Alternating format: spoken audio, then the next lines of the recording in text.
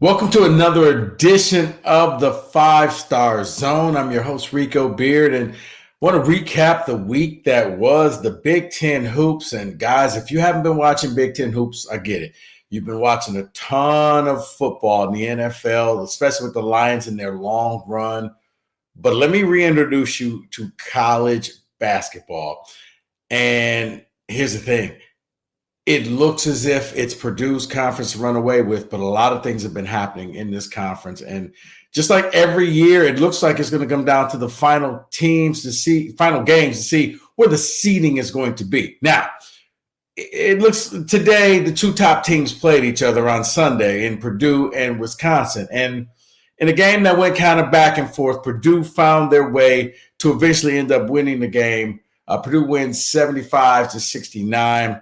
Purdue's had a pretty good week where their nemesis was Northwestern, and Northwestern took them to overtime. And again, and if you remember back in January, they did the same thing where Northwestern took Purdue to overtime, except for this time they won.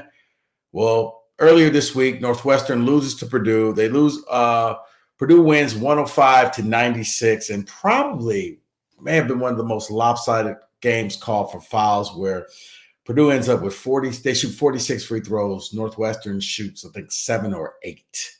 Yeah, I said that right.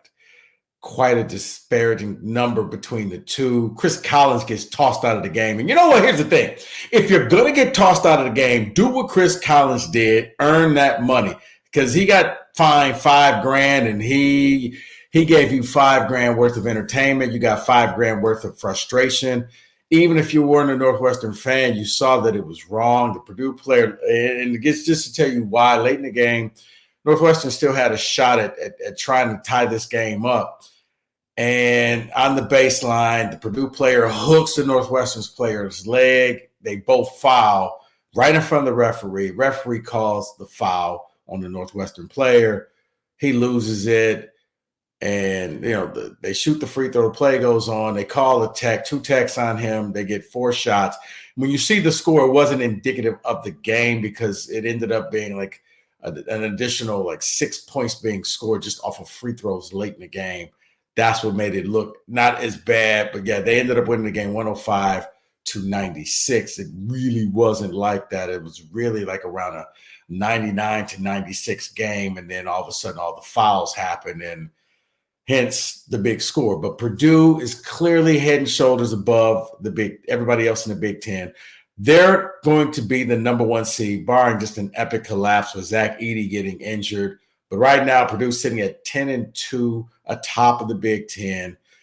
Look, you roughly have 8 more games to go, 8 to 9 more games to go in the Big Ten. But it looks like it's going to be Purdue with the number 1 seed. Wisconsin, despite losing 2 games in a row this week, wasn't a good week for Wisconsin because they lost to Purdue today, 75-69. Then they also lost to Nebraska. And I'm going to get to Nebraska in a few minutes because Nebraska is one of the surprise teams in the Big Ten. But they lose to Nebraska in an epic collapse. There's just really no way to call it. Wisconsin had the lead, a double-digit lead in the second half, and they found a way to squander it. And I think what happened was Greg Gard and the Wisconsin Badgers simply relaxed. They thought they had the game won, and nobody walks into the Pinnacle Center in Omaha, Nebraska, and just wins anymore. That place is becoming a house of horrors.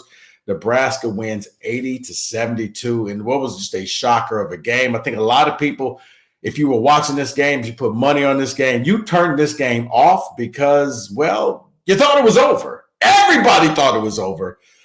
It was not over. Now, in third place is Illinois. And Illinois they went to overtime on Sunday against this Nebraska team. And Nebraska, on the road at Illinois, they had their chances late in the game. They pulled close. They took the lead with, I think, 3 or 4 seconds to go. But it wasn't enough. The game goes 73-73, goes into overtime. Illinois finds a way to pull it out. Illinois sitting at third in the Big Ten at 8-3, tied with Wisconsin. Nebraska with that loss, and even though they beat Wisconsin earlier in the week, Nebraska is, believe it or not, in, I guess, tie in sixth place because there's a tie for fourth place in the Big Ten. So they're in sixth place with a record of 6-6. Tie for fourth right now. One team that you're probably not that shocked if I say, and the other team you probably are shocked if I say, but probably not what you're thinking. Northwestern is the team that I don't think you're shocked if I say that, because Northwestern is sitting there at 6-5 in the Big Ten. And Northwestern, they had a week this week and it wasn't favorable to them. Northwestern loses in overtime, like I said earlier this week, to Purdue. And it was bad. Northwestern, I felt bad for them because it's like, come on, they couldn't catch a break with the refs. When you hear of 8-5, if you're a Northwestern Wildcat fan, any of you out there, I feel your pain. I know what you feel like. But then they followed it up with another loss to Minnesota at Minnesota, and that was one that I think will sting and hurt them. They lose 75-66 to Minnesota, putting them tied for fourth. The team that you may be shocked, believe it or not, is the Michigan State Spartans. MSU is now playing the easier part of their schedule, which is kind of funny because you would think it would be flip-flop. But at the time the schedule started, you didn't realize that when you played the game at Nebraska and at Northwestern, that these two teams were going to really be good. Michigan State didn't see it. Nobody else saw it. But now Michigan State follows it up with a week this week. And when they go in a game against the arch rivals, the University of Michigan, Michigan State goes in there. And, it was a typical Michigan game. You withstand the first half scoring that Michigan had. The halftime score was Michigan was up 35-32. And then Michigan State goes on a long run. And before you know it, to kind of epitomize the game, Michigan was on a 4-on-1 fast break, and Trey Holloman steals the ball and puts Michigan State in a 4-on-1 fast break. And, of course, Michigan State capitalized on that break. Spartans win the game 81-62 over the University of Michigan. They followed that up with a game on Saturday where they defeated Maryland at home. So they won two home games, 63-54. The Maryland game was a rock fight. It was, it was just ugly. It was the first team to get to 50 points was going to win. We were deep into the second half, and I think the score, Maryland took a brief lead at 42-41. MSU finished the game out on a 22-12 run to defeat the Terrapins, to sweep the Terrapins, and they put Michigan State at 6-5. I say all this to say, buckle up for the last 8 or so games of the Big Ten, because these standings are going to flip-flop. The key is you want to get the double bye when it gets to the Big Ten. The bye when it gets to the Big Ten tournament. The double bye comes next year, but you want to get the bye. Top 4 teams get the bye. I think Purdue is the only team that can probably rest easily knowing they're going to get a bye. I think Wisconsin and Illinois know. Chances are they will, but that fourth bye, that was going to be up for grabs, whether it's Nebraska, whether it's Northwestern, whether it's MSU. It's going to be up for grabs. It's going to be fun. It's going to be exciting. Big Ten basketball, it really does go back to the way it's always been. You try to defend your home court advantage, and you try to steal one on the road. It's going to be some pretty good games. I think Michigan State travels on Tuesday night on Peacock. They're going to be playing at Minnesota, which is always just a weird place to play. The new barn that they've upgraded, it's just a weird court. But you go in there, you win that game. And I think for the Spartans, the bigger thing is win that one. And then you get Illinois at home on Saturday at 2:00. That game is huge, because if you win that one, that gives you another quad 1 victory. That will give you your third quad 1 victory. What's so big about that? It will make you 3-7 in quad 1 victories. But when it comes time to the NCAA seeding, that Illinois game could be the difference between you finishing out the year, because according to Vegas, Michigan State's favored in every game except for the game at Mackey against Purdue. If you could finish up like that, you can go from right now, they're probably a 9 or a 10 seed. you may be able to move your way into a 6th seed. And why is a 6th seed important? 6th seed means that you avoid the 1 or the 2 seed in your bracket until the second weekend. It gives you a better opportunity to get to the second weekend. That's why it is so important that you have to win those games, like the game that you have upcoming this week at Minnesota, and then turn around playing Illinois at home. Win those games, and you get yourself situated for the dogfight that is the rest of the Big Ten. And you may find your way sneaking into a 6th seed because, like I said, if you're a 7, 8, 9, or 10, you're going to be playing either a 1 or a 2 seed in the second game. If you happen to win the first one, chances are you're going to have a short tournament life this year. You make it to the 6th seed, you go up against the 3 seed. There's a fall off in college basketball once you get past the top 8 teams. So also, I guess we're kind of on a Juwan Howard watch. Michigan loses again to Rutgers. They had a 15-point lead in the second half.